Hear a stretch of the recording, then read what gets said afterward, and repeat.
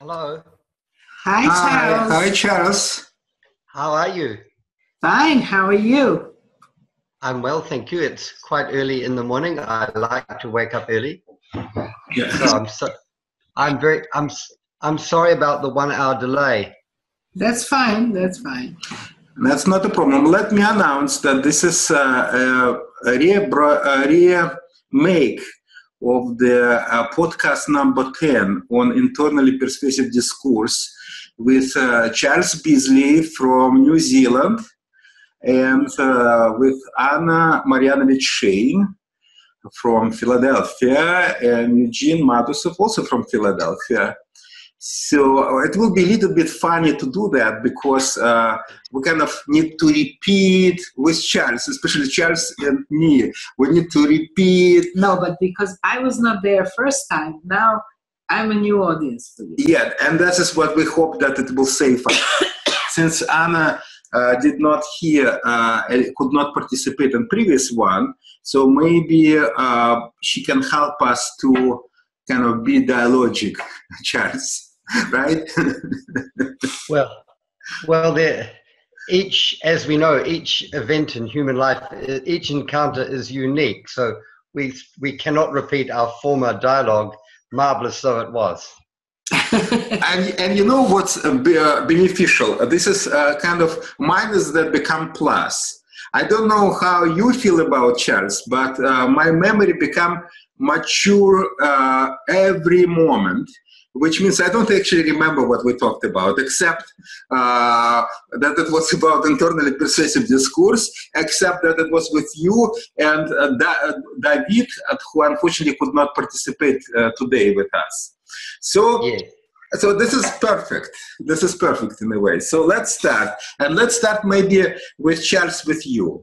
Like, since it's your, you suggested that topic, why don't you start? Like, why are you interested in that? What you mean by internally persuasive discourse? And whatever you want to say. Go ahead. So we'll start in a new place today. And I'm interested in the way in which a group of learners, a group of children, because I work with children, let's start with the situation, can create their own discourse and how that happens. And what teachers need to do, what teachers can do in their dialogue with children to help promote that kind of discourse between children. So that's the kind of starting point, because with my team at school now, we become very deterred and dismayed about the kind of default discourse that these children at school have amongst themselves. And you think, oh gosh, we're never going to get anywhere, but you keep on persisting in the way you approach this problem, and to see this new kind of discourse emerging, this internally persuasive discourse, which is quite different from the normal kinds of discourse children and the kind of discourse, for example, that an instrumental pedagogy would like to see, where children talk, for example, about their growth mindset, and they have this kind of preset discourse. You know, you hear them talking and you know it's a kind of fake discourse. But when this internally persuasive discourse happens amongst the children, of course, you don't hear it happening at the beginning, but when it is happening, you know that they're getting somewhere. Mm. Well, let me help in that. So you, correct me if I'm wrong, but you distinguish internally persuasive discourse from what's going to in school, which is interesting to see that difference and maybe talk about how you see that difference. And another opposition I think you promoted, which I think is very helpful, is between internally persuasive discourse from kind of everyday conversation that's happened, which may be not internally persuasive discourse. Can you, Charles, both elaborate it and give examples how internally persuasive discourse is different from regular classroom discourse of conventional school, monologic kind of teacher talk and with the students, and how it's different from like students' everyday conversations among each other. Mm-hmm. And with So there are two different ways of approaching the difference. And one is that I've just been told my internet connection is unstable. So if I go off, I will have to come back. So one thing, the referring back to former discussions you and Anna have been having about language and discourse, is the difference, how this relates to an epistemological approach, an epistemological principle versus an ontological one. Mm-hmm. And so I think that that's one way of looking at it. And the other way of looking at it is looking at what the children do. And one thing that I think is, which we didn't discuss about last time, but I think is another interesting framework to put on this discussion, if it's useful to you, is we could talk about Jacques Rancière, and when he talks about how school has this kind of explanatory role, that it kind of assumes, school assumes that knowledge and reality is something that's objective. It's a whole world of signifiers and arrived on meanings and language, and children become part of this whole kind of explanatory order of things. And when I think about the way children are talking, when I hear that kind of them being involved in that explanatory way that they learn, which is all about scaffolding, and the teacher prompts to get them to some kind of prescribed curriculum, some kind of core of knowledge they're supposed to have. That is not what I would call an internally persuasive discourse. Although the other thing is, it's very important to say that, as we discussed last week, children always can take part in one discourse and another discourse, and they overlap, their territories overlap. There is never a pure internally persuasive discourse, but what you want to see is, you want to see this particular territory which the children know is theirs, and take powerful marks out them, their relational, the relational, if you like, the metasocial dimension of their learning. Because remember, I said last week, Eugene, we jumped right to the end of the discussion, that I think the internally persuasive discourse, another way of describing it, is as the kind of metasocial dimension of learning and the metalinguistic dimension of learning. Mm-hmm. There you go. That's a lot of different things at once, wasn't it? Yeah. But I'm trying to a little bit unpack that. Can you give examples of the kind of that scaffolding discourse versus internally persuasive? Just, I don't know, maybe even imaginary from your point of view, because we all experience that so much, but it's nice to have, especially for our listeners, probably, that examples of the things, what we're talking about. Okay, so we were kind of, I was just sort of sketching out the terrain there in a very wide way, but if we could go back to something very, very specific now. Mm-hmm. So and we know that children talk amongst themselves about all kinds of things, and also they have this kind of secret talk in their little groups and amongst their affiliates, which you as a teacher don't want to be part of. That's their private world, and that's a kind of one of those unknowns and indeterminate things about children's learning. But when they start to as a group to listen to each other and create new affiliations that wouldn't have occurred just out on the playground or anywhere else, then they're developing this discourse between themselves as learners, and they have a kind of agency that comes from that they wouldn't otherwise have. So let me give you an example. One thing that we do with children that is very exciting is we improvise plays. We make up plays from scratch. Also, we look at Shakespeare plays, but let me talk about the improvised plays. Mm-hmm. So, we're improvising a play on a question that's important to them. Let's say it might be about the use of social media and the things that can go wrong. Mm-hmm. So they're making up a play, and they're pretending they're on Instagram, or they're tagging each other on Facebook. And in a sense, this is a kind of fantasy world. Anna, what you talked about last week, we're creating the drama pedagogy. We're creating an as-if world. Mm-hmm. Children are exploring this world, and they're realizing it in movement and action, and they've got their computers, and they're pretending all these things and so on. And that is, if you like, that's the content that they're generating from the questions of their life. They're doing that. But what is very, very interesting is, unbeknownst to me, and maybe to a lot as well, the learning is going in an unprecedented direction that you as a teacher can have no idea what it is, and you can't. If you do, It's not going to happen. And what happens is that suddenly someone will say something. There was a girl called Anya, and she one day said, we'd been making up this play about social media, and suddenly she started having this discussion with the other children. I had no idea they'd been having this discussion. I think she might have started it. And she says, you know how we talk about Mr. Bisley? You know, and I give this sort of smile because I don't really want to be the subject of the children's discourse, but you can't help it. You're a teacher with children, you know how Mr. Bisley is different. Yep, they all say, yeah, we know that. So I smile. I said, you know, do I need to be part of this conversation? And she said, you know, next year we're going to go to college, and it's like passing through a gate. I see this gate.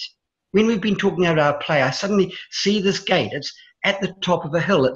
It's I can't describe to you. It's like security. And she said, and once you've gone through this gate, you won't be a child anymore, and you won't think the way that we do. And the children are very, very quiet, and then they start discussing them amongst themselves. And you know, about a week later, Anya brought up the topic again. You know, you have to wait for them to come up with, I generally don't prompt these discussions. And then she said, as a sort of leader of this kind of discourse, I'd like to talk about that gate again. And the children start talking about it. And then she said, and you know, the thing is that Mr. Bisley, he has found a way to be an adult without going through that gate, you see. And then the children, and then I said, are you telling me that I'm not a real adult? You know, and then the children, because they're polite children, they, you know, they want to assure me that this isn't the case. But the point is, they're having this whole discussion about the rite of passage from moving to be a child to an adult, which is somehow related to the question that they're exploring in their play. But it's kind of like the meta question behind it, because of course, I can't pretend I didn't really influence their play and all the social media stuff they're exploring and give them lots of ideas. But in this other discourse, I didn't have the leading role at all. Persuasive discourse, because it brings the children together, and it's a persuasive discourse because it can kind of interrogate and deconstruct and move the children in new directions vis-a-vis the authoritarian discourses they're already part of. This is very, thanks a lot. This is terrific. First of all, it's very concrete. I love that. Very rich. There is a lot of, you can write books about that, even small fragment, right? Yes. This is very rich. Thanks a lot. And let me put some points about that, both in opposition to conventional discourse in the school, as well as kind of conventional conversation, if it's possible to say that, conventional, like typical conversation, because it differs in certain ways from one and certain from another. Eugene, yes. Could I just ask you a minute? Would you have a little discussion with Anna about this for 1 minute? Because my computer sound is going funny. I'm just going to get my headphones. 30 seconds. Yes. Okay. And one thing that, well, that maybe, I don't know, should we wait or should we discuss? What do you mean it can have similarities with one and differences with the one in a different way? Yeah. Similarities. Well, one thing, this, let me start with the differences with conventional discourse. In the conventional classroom discourse, right? In conventional classroom discourse, the teacher wants to convey certain truths about the world, right? That kind of society finds very important. We're just discussing, Charles, what's the difference between your example and conventional school?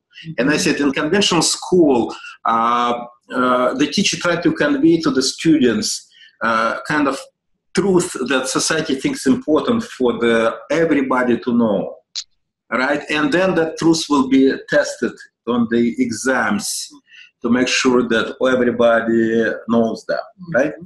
And in this case, that truth is imposed on the students. You know, they know that if they do not able to recitate the truth, not necessarily accept, but recitate the truth, they will be punished. And they can punish on different levels, not only through the grades, but later they cannot get jobs, or they cannot get to the university, or this and that and that. Or their parent relationship with the parents will be disrupted, right? So what they need to do is to kind of know what society wants them to know. And this is what Bakhtin called it authoritative discourse. And actually Gary Morrison, in my view, very good in correcting Bakhtin and said, no, it's not authoritative discourse, it's really authoritarian discourse. Yeah, because it's not, because authority can be, it can be authoritative without being authoritarian. The other way is possible as well. It's like you can, for example, there are certain things Charles can tell me about New Zealand schools, and I kind of trust him, knowing how wonderful person he is, knowing that he's not lying to me, knowing that he's very smart and so on and so forth. Based on that, I can give him like legitimacy of authority to talk about New Zealand schools, that I don't know much about that, right? But this is not authoritarian. In each point I can check on Charles. Charles doesn't want, by telling that story about New Zealand schools, he doesn't want me to so-called know that.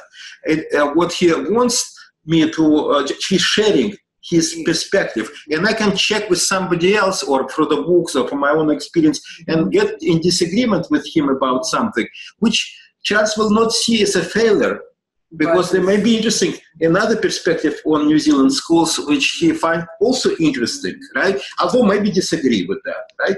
So this is, in this case, Charles' authority for me, but not authoritarian person with me. And in school, this is not like what school is doing. What the school is doing, it's not just authority, it's really trying to be authoritarian.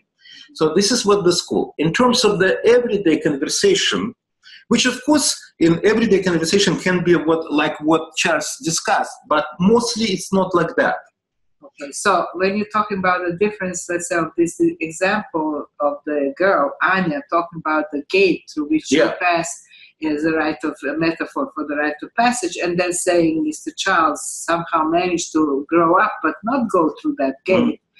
The question is now, she's sharing that not as an authority, like a teacher, so it's a very big difference, but as her idea how to conceptualize what does it mean to this difference between being adult and child, and is it true for everyone, and how, so like a question.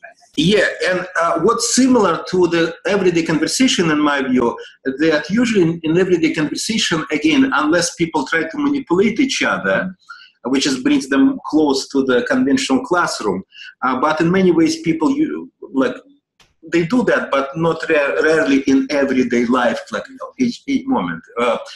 They usually share their opinions, that they really hold and commit to that. And in this case, this, in my view, this is not internally persuasive. And this is a very important point, internal to what?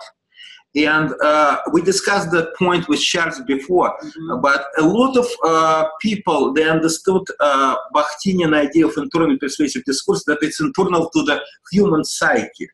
In this case, any prejudice, any mistake, any misconception, anything can become internal just because people say that.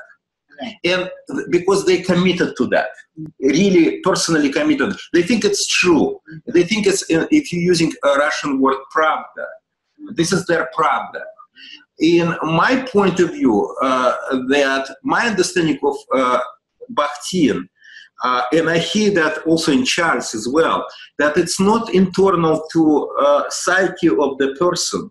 It is internal to dialogue itself. It means that it's require exploration. It's require putting alternative opinions or alternative ideas and start exploring that. And what I hear, correct me if I'm wrong, but I hear that in Anna's, that girl's discourse, in that exchange, there are alternative ideas. What does it mean to be adult? What does it mean to be child? And there is, and she started exploring them, critically exploring them. Is it always true? Yeah. Is it always an abrupt change? Because if she's talking about gate, it would mean like there is a boundary. You're either there or here. You're adult there. There are many ideas there. Yeah. It's just the beginning, of course, that interesting discourse. But in my view, in my view, it's moved in the territory internally persuasive discourse. It definitely starts with opinion. An opinion, there is nothing wrong with the opinion, personal opinion. But usually, everyday communication usually stops at the exchange of opinion. I'm this, I'm that. Sometimes there is clarifications of the opinion, and so. But in my view, this is kind of can be called proto internally persuasive discourse. It's not yet, but it's important because unlike in school, really people at least talking about their own pravda, which is good, but not enough. No. So a feature of the internally persuasive discourse is it creates a social space that didn't exist before. And so the question of being internal, I agree with you, I agree with you here, Eugene, but the idea of it being an internal discourse, I want to distinguish between that and the idea of the internalization of language for the process of thought, the Vygotskian idea. There's a big difference between this. Because Charles, can I just ask you to check your connection with your microphone, because it doesn't look like your microphone is triggering. We can hear you, but it's very low. Maybe you need to push in your... next to your mouse, if it's possible. Or the connection with your computer, maybe you should push it stronger in or something like that. I think it's just a limitation of my technology. But wait a minute. I'm sorry, maybe I can shall I try and turn it up? Yeah. Microphone. We could hear you, but yeah, it's something it's not. Shall I try louder? Yes. Yeah. Is that better? I don't mind. Is that for me, yeah, it's not so much better, but one thing that happens, maybe you can see, when you talk, you should be the main picture, and that's not happening now. And it's not. Yeah. Can you talk a little bit? I'll talk louder. How's that? I'm sorry. So the idea is that it's a kind of a social space that the children create. And I'd say that it's something slightly different from an opinion, or it's worth distinguishing between just an opinion, because an opinion can be lots of, it can be lots of different things. Opinion is very relevant to who they are. So it addresses, if you like, just to use, for want of a better word, the question of who they are. So it's not just a question of internal to what, but a question of to whom. And the interesting thing about the case of Anya's conversation with the class, which became of great interest to them, and they all started discussing it. So I didn't begin this discussion. They carried it on without me prompting it. And what is particularly intriguing, because you know how Bakhtin talks about, I don't know, I'm sorry how you pronounce this, voice as scars, which is always talking about the relational quality of any utterance, oral or written, or any kind of language. It's relational. And the thing about this was that it wouldn't have made sense for her to have this discussion with anybody else but this group of people with whom she was making up this play, because it was so contextualized. You couldn't repeat it and have it somewhere else at that time, because it was in relation to this work that they'd created. So it was the meta dimension of them making up a play. And the difference between this, say, and drama is often a drama project won't have this meta or reflective dimension, even though people say, because what's really important in this case is that the children start to write about it as well. Now, they're not writing to get a grade. We know that writing is hard. Why would they start writing about it? Because writing can carry on the conversation and amplify and extend it and change it in a way that if it were merely in the oral domain, that wouldn't happen. And it depends on those different kinds of interchange, including a kind of inter-subject relationship with the text that they're having. for them to be able to extend it. So part of the thing about the internally persuasive discourse is it is able to establish itself in relationship to other discourses. So at the time, a bit later, the children are having all this rah, rah, rah. You are going to college, a bigger horizon, it's going to be great, and you're going to learn so much more. And people are telling them that. And I'm thinking, although I'm thinking, you're overdoing it, adults. This is rubbish. You children have something glorious, and most of you are going to never have it again. I'm not going to say that to them, and I know it's tremendously sad, and I'm not going to say that to them. Then, a bit later, here's an example. 6 months later, Anya has gone. What a glorious child. And incidentally, what's particularly interesting in this case, not an academic learner, not someone who before she got involved in this kind of learning had any status with the other children. Not very good at language, you know, all these things, but it was the quality of her interaction and her thoughts and the ideas she brought, not just a linguistic performance, that gave her that authority in the class. And maybe the difficulty she had with language was a thing that helped her have these interesting thoughts as well. So she went to college, and then, you know, we make up these plays, and there's a lot of controversy about them, and the adults don't understand them because they're very, very interesting and provocative, and that's partly why they're having this discussion about what it means to be an adult, because their group, the social space they've created, is always in relation to other territories, some of which are quite inimical or hostile to it. So Anya goes to college, and then a little bit later, the children come to me, a new group of children, but some of them were in the old class, and we're sitting in a circle, and then one day, one of the boys says to me, this is, I don't know, 4 or 6 months later, a new year, a long time in a child's life, he says, Mr. Bisley, Anya's been making critical comments about our play last year. And the other children start talking about it. What did she say? So they're having this discussion that she seems to be taking an adult point of view and changed her opinion about what we had done and its value, how she valued it. And so I let them have the discussion. I said, well, what do you think, children? This is a long time later. He said, perhaps. They said, perhaps she's been influenced by someone or something like that. So I decide I'm going to prompt them, and I say, I wonder if Anya couldn't avoid going through the gate. I remind them of the conversation. And then immediately they have this discussion amongst themselves. And interestingly, all the other children who are smart, intelligent children who've been listening to the discussion about how you change, they can't be part of this discussion straight away. The other children are having it very intensely amongst themselves.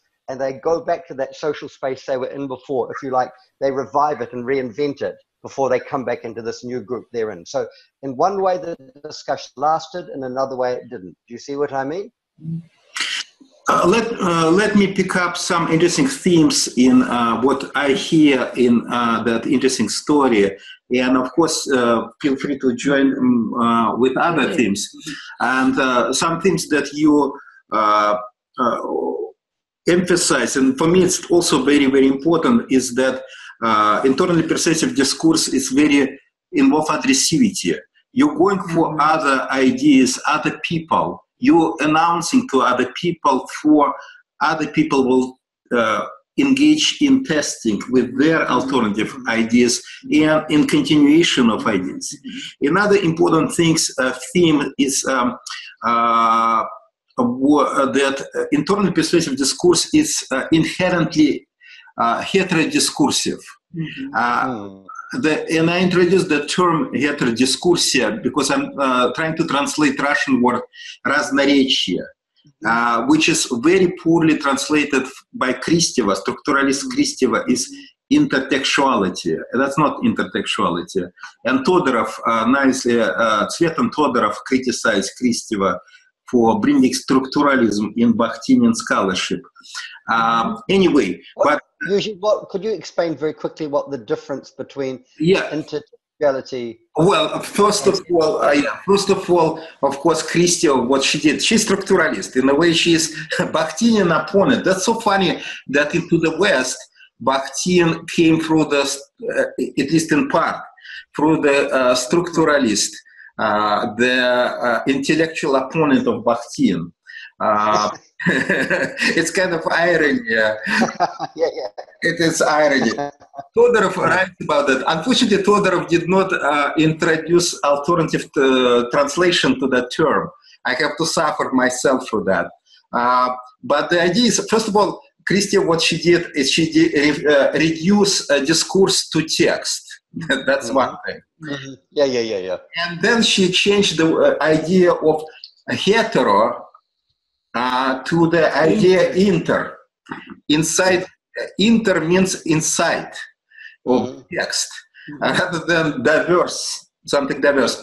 Bakhtin terms, he introduced... No, inter-between. Inter-between, I'm sorry, inter-between, yes. But between is not the same as diverse. Right.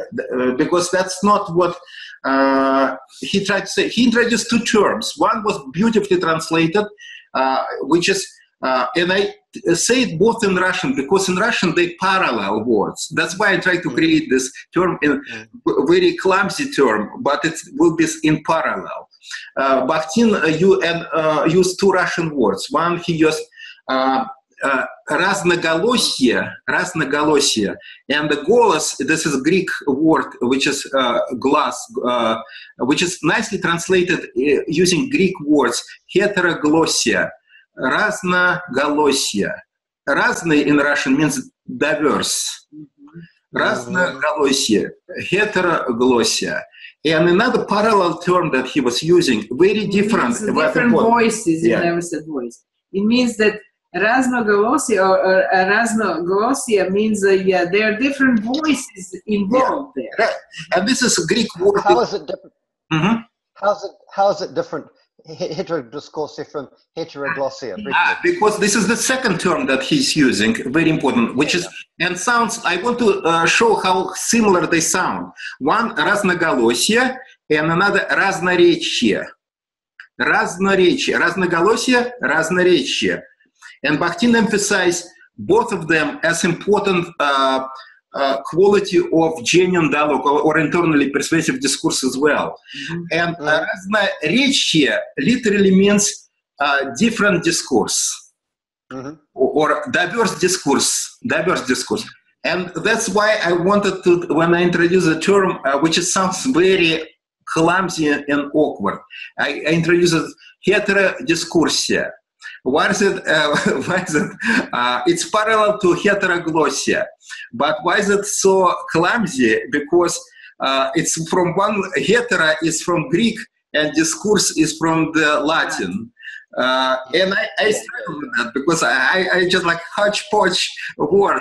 But nevertheless, I thought I want prioritize keeping them in parallel to each other. I think you were just talking about how there are many discourses in this discourse. You just said that all whose territories somehow sometimes overlap, sometimes don't overlap, but they nevertheless all come together.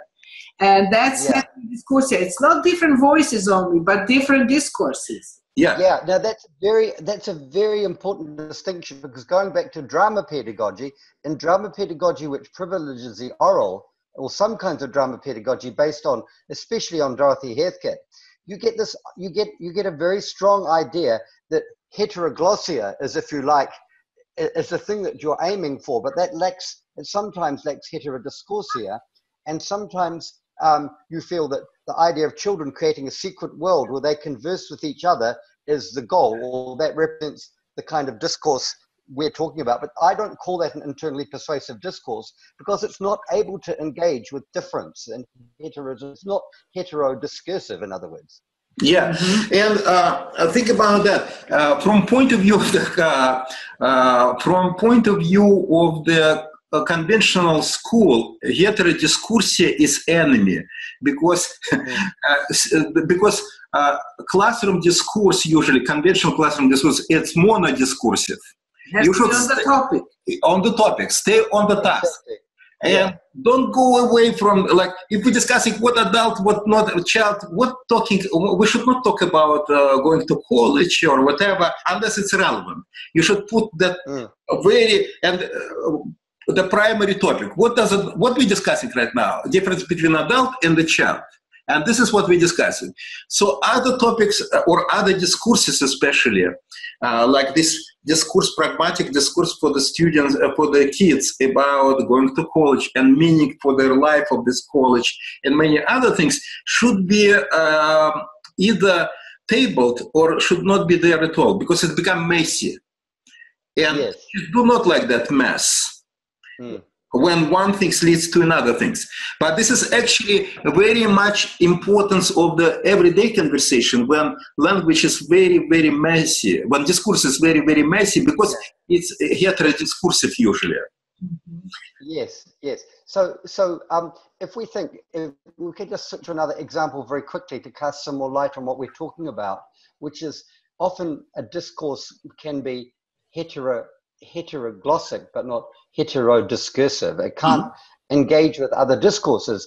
If children don't have the ability to engage with other discourses, but they're forced to occupy kind of fantasy or secret world, then to me it's not persuasive to them if when they can engage with difficult and controversial opinions that seem to undermine their territory, what they're doing, that's when you have some kind of intellectual growth occurring in the children, which is what they need and what they want when they have a horizon, you know. So language, instead of being a constricting explanatory thing which brings them into an institutional kind of learning, languages are polyglot. They expand them. They expand who they are. The engagement with language expands who they are, which brings me to the second thing. When children engage with canonical texts, a very authoritarian text, and let's talk about literary texts now. Let's say, like, we've talked about this, haven't we, about a Shakespeare play. When they engage with that, if it's merely just like an active reading or an academic thing where you're finding out about Shakespeare, or maybe just an improvisation on Shakespeare, but based on Shakespeare, but, you know, just something quite casual and spontaneous, they're not going to, I think, really change that text. But if they have an encounter with an authoritarian text like a play in which their voices become important, their voices become part of a new play, if you like, then that's changing from, as Mawson said, from authoritarian to authoritative. In other words, that text is opened and becomes part of utterance again. It's not intertextuality. It's, if you like, a new way of thinking about it. And they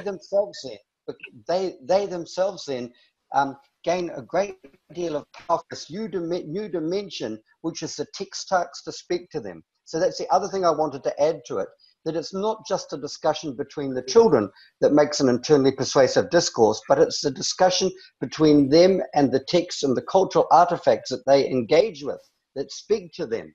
For children, almost in an animistic way. So they have this relationship with these texts, but they have to open it up. They have to deconstruct it. They have to do something new for it, or it's worthless for education. If you just study a play as a formal exercise, nothing is going to happen. But if you study it to say, I'm going to use this as a way of looking at new questions and engaging with new language and thinking about things that are different, because a text like Shakespeare is very archaic. It's not part of their language. It's not part of school language. So the difference between them and this text is heterodiscursive, and it can promote an internally persuasive discourse as well as its meta dimension again. I think you touched very interesting points, and I want to connect them a little bit with what you talked before, when you talk about this gate and Anya, who was later criticized. She criticized the play, and other kids say, oh, it looks like she went through the gate. Let me bring that, because part of the internally persuasive discourse is its openness. And we discussed one openness, but right now you brought many other openness. Let me just pick up openness that I heard and remember, at least. So one of them, of course, is discursive openness. There are many discourses participate in that. Another openness, and you just talk about that, is openness of participants. Like for example, if I ask right now us, and to some degree, yeah, let's ask us, how many people right now participate in our discussion? On the surface, physically, 1, 2, 3, yeah. right? 3. On the other hand, Anya participates definitely in our discourse, right? Mm-hmm. Other kids who criticize participate in our discourse. Definitely our viewers participate because we are changing our speech and adjusting to them.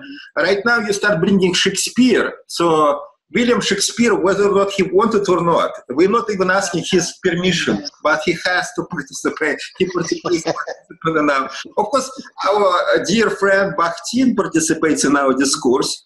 And maybe even Dostoevsky. Maybe even Dostoevsky. Conventional teachers about whom we're talking about also participate in our discourse. So it's very open. We cannot actually, it's very difficult to say who is not participating in our discourse. Well, maybe a person just passed, I can see the window in front of us, somebody passed that. Maybe that person not much participate in our discourse because the fact that I look at that person passing by, it's not good, it's not very meaningful participation, right? And of course, for the future, you have no idea this is what going to look. No, and this is what I want to turn around. Listen to interesting things about openness to the future. Remember Anya was talking about gate, right? Mm-hmm. And then the internal persuasive discourse was kind of finished. Mm-hmm. But it was not finished because later the kids brought and start continuing the discourse. Anya was not there. Anya might even disagree with what they're telling about her, but it continues. So it reminds me what Leonardo da Vinci said, another participant, new participant of our discourse, who said about artwork, that artwork is never finished, it is abandoned, he said. So in this case, internally persuasive discourse is never finished, and it's not even abandoned fully, it's just like in dormant sometimes. It gets in the dormant stage, and then it spreads out new type of discourses as a continuation of that. Mm-hmm. Okay? Or as Mikhail would say, it isn't finalized. And one, can I add a new anecdote about the story? Later on, some months later, I think Anya might have heard about this conversation because after all, although she lived in the suburb with the children, she wasn't really part of it. She was sort of peripheral to a lot of the main social affiliations in the suburb. And Anya sometimes came to music lessons at the school, and she might have heard about this because she came into my classroom a couple of times and was kind of quite reassuring to everybody and asked us what we were doing and was very friendly and polite.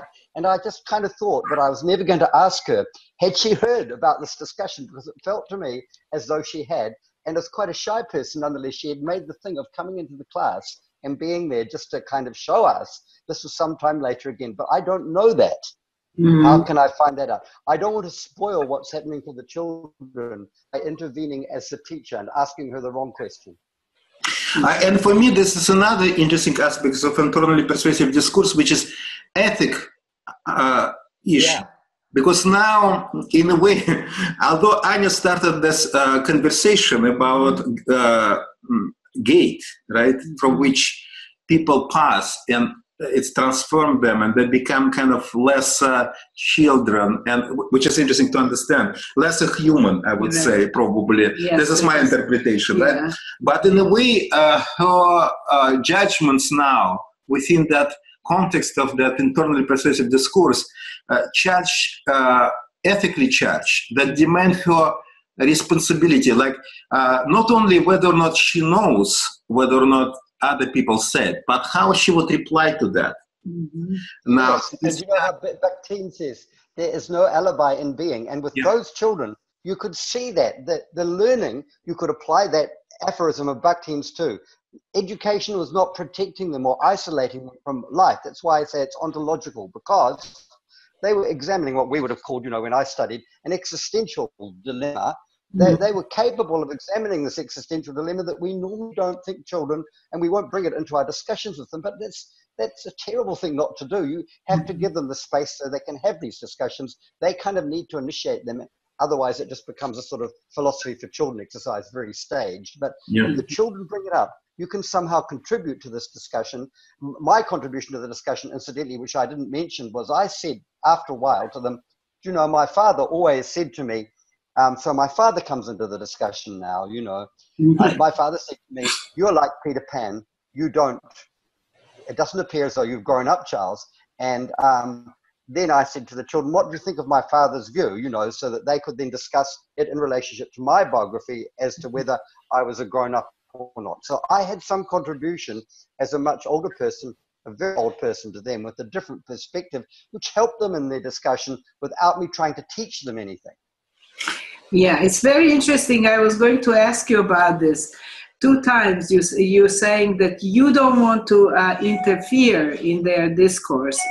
You don't want to be ask Anya why she's appearing, did she hear or not. So you're withdrawing your participation there. And why? Yeah. Why? Because Eugene and David and I talked about this last week. You have to acknowledge in the kind of scene, in the drama of the encounter between an adult and children, there are all these asymmetries, and you have to acknowledge that. But the asymmetry isn't necessarily a bad thing. And while I would never say, I mean, sometimes the asymmetry is reversed. The children are a lot more powerful in this discussion than you are, because you let them be powerful. You want them to have that power. But then sometimes there are things that can happen. You know, that every now and then you might need to intervene in the discussion because of a behavioral reason, or something happens, or, you know, all these things. But the thing is, why I don't want to, when that discourse is taking place, why I don't want to intervene is I don't really belong to it. I kind of have this feeling when these discussions are happening, these best ones, the ones where utopian discussions, I have a feeling, but also not utopian, just real and earthy discussions like conversation, I have a feeling that I am an outsider in them. And if I had that feeling of being on the outside of them, or the edge of them, then that's another way I have of knowing that they're kind of authentic. They're authentic discussions. One of the children said to me in another discussion, "Oh, Mr. Bisley, you're just like the stagehand now. You're bringing us supports and things that we need." You know, like I was kind of like the servant or something like that. So I think all the time as a teacher, your role is adjusting towards the situation you're in and the kind of discourse you're engaging in the children. And I'm not discrediting the epistemological discourse, for example, or even the instrumental discourse sometimes, but I'm trying to minimize that to kind of unleash the learning between the children. And in the case we've discussed, you and I and Eugene have discussed about Shakespeare, what intrigues me in this case is the ability that children have to take something at the beginning that was quite incomprehensible to them, and which they needed me to mediate. It kind of grows on them, their encounter that grows on to the point where they can have these great discussions about what the play means to them that I don't need to be part of anymore. And it's when that happens, so I might need to be part of that discussion on and on, but in the end, when these discussions occur, like Anya's discussion about the gate, when these discussions occur, you know, about a question like, you know, like say with King Lear, the children are discussing parents and their authority over children. But when they start to, with nothing to do with me, start saying, actually, we thought the play was great because it gave us a chance to criticize our parents, but we actually realize now how important they are. I didn't have anything to do with that discussion. That was something they wanted to bring into it, you see? Mm-hmm. I see that, like, it's very interesting what we're discussing right now, which is, in my view, role of the teacher in internally persuasive discourse. And I'm actually struggle with this problem. Yeah, and my struggle was, and still is, and not was, still is, it's about like one idea about that the teacher can be a learner among learners. So it's another participant, a very active participant.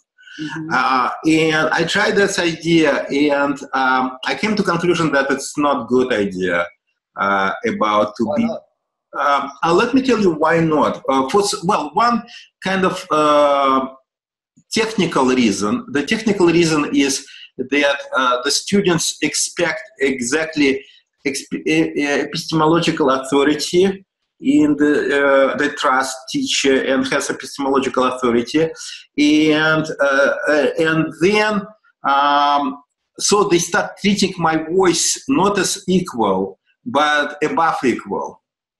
Mm-hmm. But that's technical problem. It's how to kind of destroy your own authority completely. Yeah, which is an enjoyable part of being a teacher. Yeah, it is enjoyable, and it's possible. It's not like it's not possible. And with the carnivalistic kind of things, which is Bakhtin provided as kind of guidelines for us as well. It's possible to do that. But there is another problem, much more deeper problem than. That's what I call technical problem. It's a problem, a real problem, but it's doable, and it's instrumental problem. It's how to destroy. It's about how, which is technical. The deeper problem is not that. It's when, let's say, my position critically collides with the student's position. I'm kind of losing guiding power in that sense, because I cannot guide well, because I become kind of so-called interested party. It's not about winning the argument, no. But how can nurture?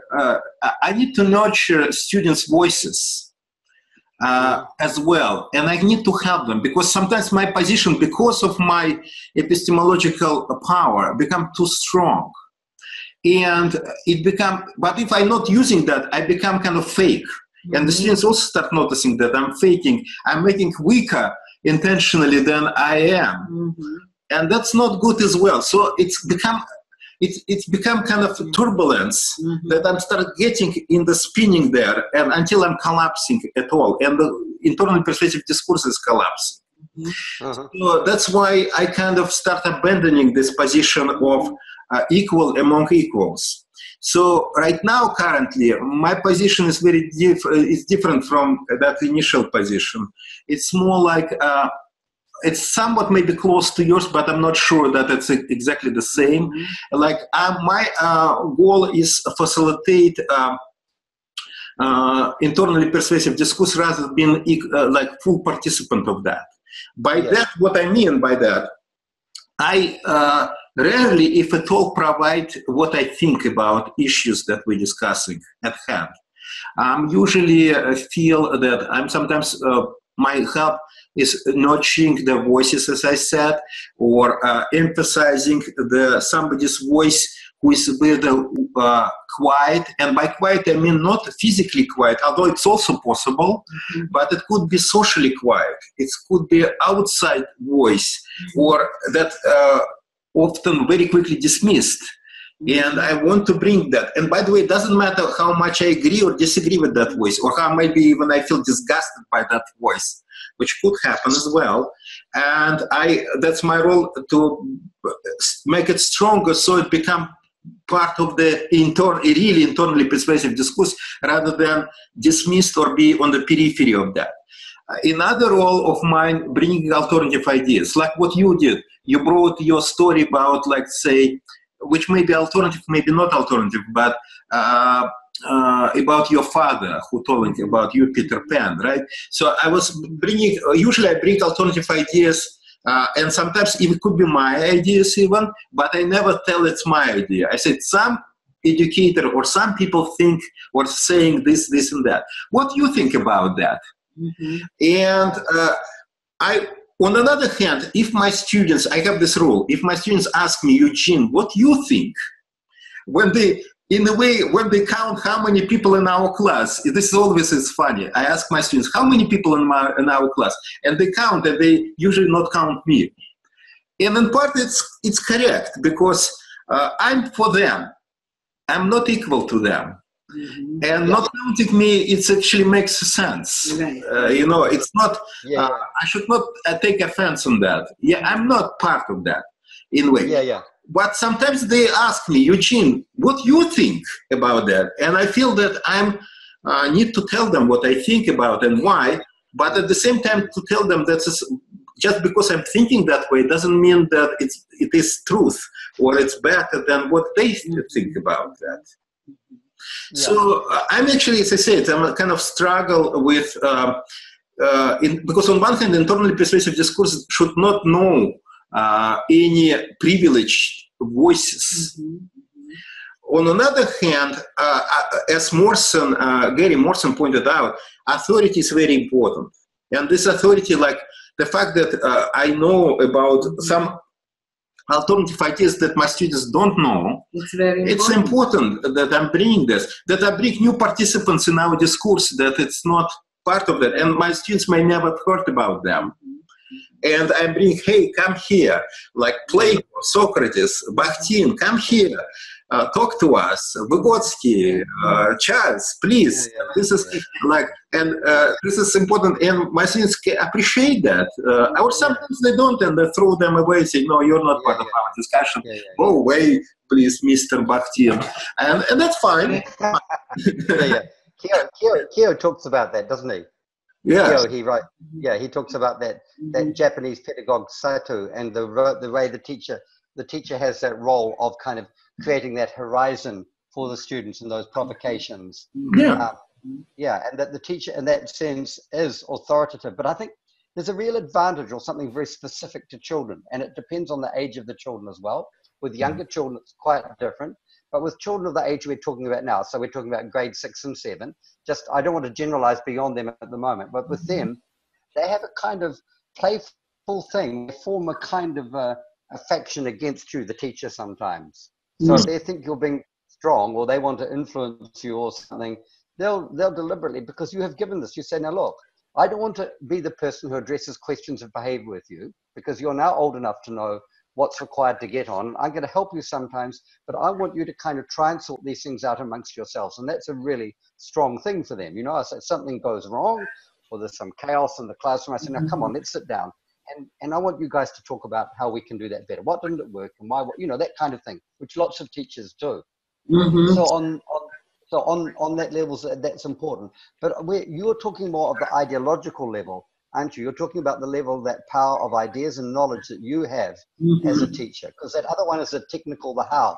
And that thing is very hard to avoid. And it's hard to, it would be totally inauthentic of me, and I would be tricking myself to believe that I didn't have influence over the formation of the children's ideology. It's very problematic to me. Like, say, in a Shakespeare play or something like that, the children get to know what I think. It's very hard for me to hide that, because it's a long process. It's taking over 2 or 3 months. You know, we're working very hard on it, you know, over a long time. So the children are inevitably going to come to know what I think, so that's problematic. But like you, Eugene, I feel a sense of discomfort when I'm tempted to say, when the children want to know very clearly what I think on something, and I have to do it, because often it's a moral dilemma. You know, like if one of the children in the class makes a very racist remark and the other children are perturbed about it, they will look to me to say, what do you think of that? That child looked at that photograph and he called that person, who is an indigenous person, he looks like a monkey, you know. And then the children look at each other, they know something has gone wrong, they want to ask me what I think. But I would prefer them to come to some kind of agreement about this, or some kind of view that they're sharing, because they obviously feel very discomfort about this. But I don't want to suddenly say, well, that was a racist remark because, and this is why, you know, about Darwin and everything else, you know, and how Darwin was misinterpreted, all those kind of things, because that would establish, it would just be, you know, kind of like my opinion, and they would accept that. That would solve the problem. So to get back to that problem that you talked of before, I know when the children take my view into account, they have a relation to it, but it's not the thing that determines what they think. And the way that I know that, especially, is that they don't look to me to be the evaluator of their ideas. They don't look at me as a person. Just as a teacher is always at that gate at the end, assessing and measuring what they do. When it's only me making a contribution to that discussion, then I know that I've got somewhere. But in order to get there, the paradox is I have to be quite authoritative a lot to get them to that point, but in a playful way. And we could get onto that whole idea that Kierkegaard has, if I can bring him briefly into the discussion, often in an indirect way that you have to have that discussion with children to push them that direction. But then, of course, the problem with that is, and we won't have time to discuss that, that can be very manipulative as well. So you have to be aware of all those things, you know, and you just follow your instincts about what the children are doing, what kind of agency the discussion is giving them. If you see that happening, then you kind of think you're thinking that you are on the right track. But just one other thing, one other little metaphor. There once was a teacher at our school who loved being in her play. So we do a Shakespeare play or whatever, her class, and she'd always give herself a big part in the play.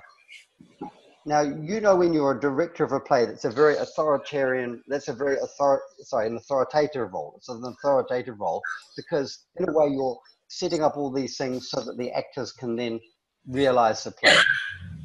But if their ideas don't come in that, if it's not a dialogic process between them and you, it's never going to get anywhere. And then you have a big influence on what happens in the play.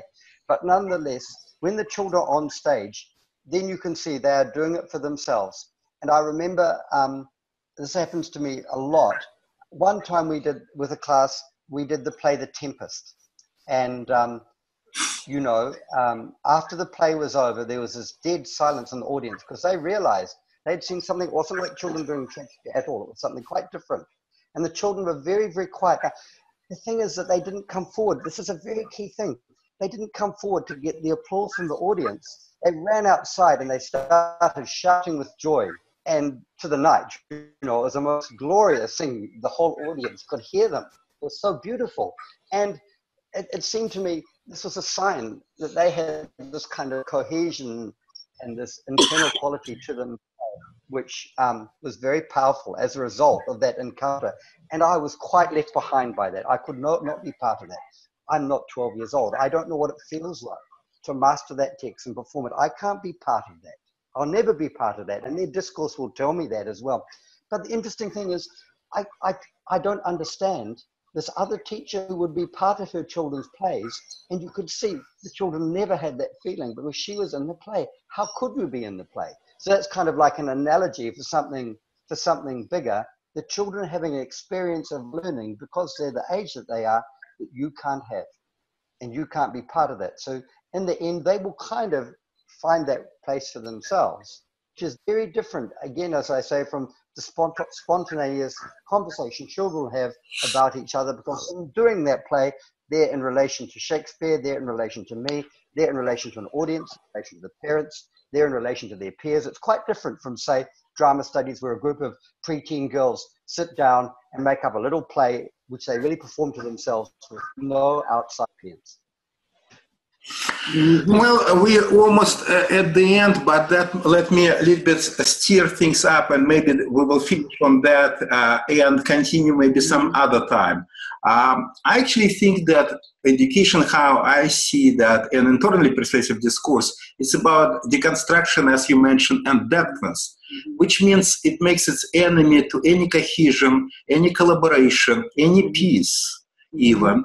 And sometimes peace, cohesion, and collaboration important in life, not for education, but in life. Like you, wonderful example about racism, you know. And sometimes that life has to be prioritized over education. Yes, but we should be very clear, in my view, that when it's happened, when we prioritize peace over education, or cohesion over education, or collaboration over education, or play making over education.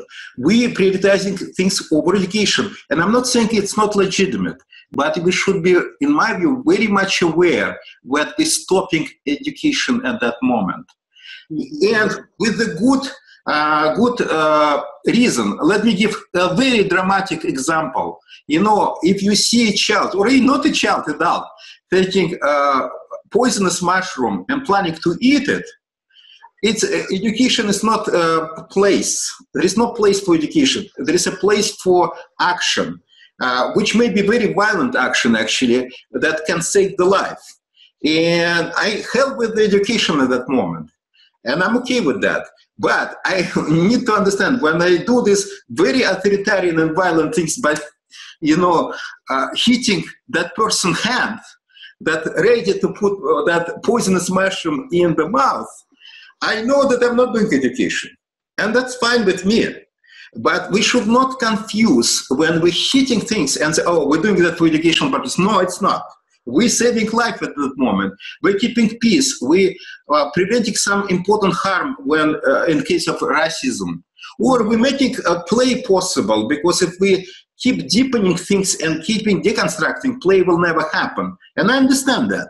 But we should understand this is where the limits of education comes to, and we're stopping education. On the other hand, I think Charles has a very good point, and I struggle. This is my struggle, because as you saw from my talk last time, and from my talk with you other times, and from my writings, I make this big contrast between drama and education and internally persuasive discourse. However, they are connected in some ways, and that's my future, probably, to find the connection that's not just oppositional, because I think what you're doing is in some way that's maybe heterodiscourse there, that the drama that they're creating in the class serves as a provocation for internally persuasive, because they can find some ideas that they can then just turn around, and that becomes... And then it stops and play starts. Yes. Well. So, yes, they're in time and in place connected, which is